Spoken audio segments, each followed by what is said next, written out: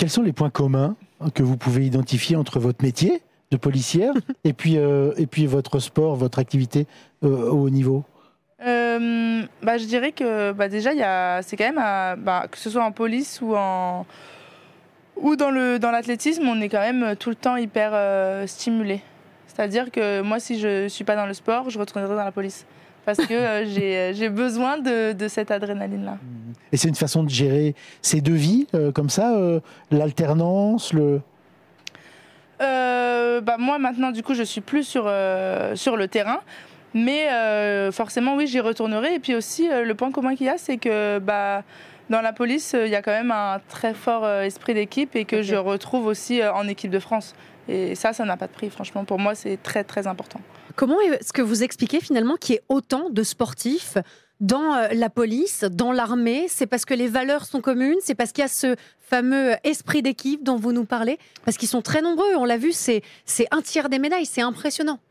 Oui, je pense qu'il y a quand même beaucoup de valeurs communes et je pense qu'en effet, cet esprit d'équipe en fait partie. Et puis, c'est quand même des métiers qui sont des métiers quand même difficiles. Le sport de haut niveau, c'est très difficile, mais la police nationale, donc le goût de l'armée, c'est l'effort. difficile. Oui, il y a ça, il y a le goût de l'effort, oui. Est-ce qu'on peut parler de vocation quand on est sportif de haut niveau? Est-ce qu'on peut parler de vocation quand on devient policier? Oui, je pense qu'on peut parler de vocation parce que je pense que si on n'est pas passionné, c'est impossible. Et que ce soit pour la police ou pour le sport de haut niveau, c'est impossible parce que c'est vraiment super difficile et il y a énormément de sacrifices. Il y a énormément aussi de policiers. Les horaires c'est compliqué. Les horaires, c'est compliqué pour avoir une vie de famille, pour avoir une hygiène de vie parce qu'on ne mange jamais à la même heure, qu'on ne se couche jamais à la même heure et que je pense que c'est compliqué. Et pour les sportifs de haut niveau, c'est très difficile aussi parce qu'on est beaucoup à l'étranger.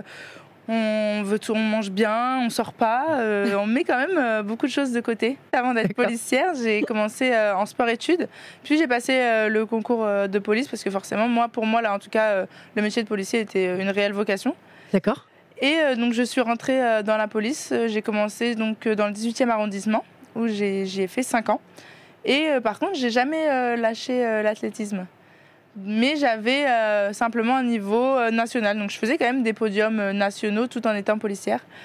Mais forcément, il arrive à un moment où je pense qu'il faut choisir si on veut être une athlète de haut niveau. Et justement, vous avez réussi à intégrer le dispositif des sportifs de haut niveau de la police nationale. C'était pas gagné. Vous avez obtenu une dérogation grâce à vos temps incroyables et vos extraordinaires performances sportives. Vous avez intégré la promotion en cours d'année. Oui, exactement.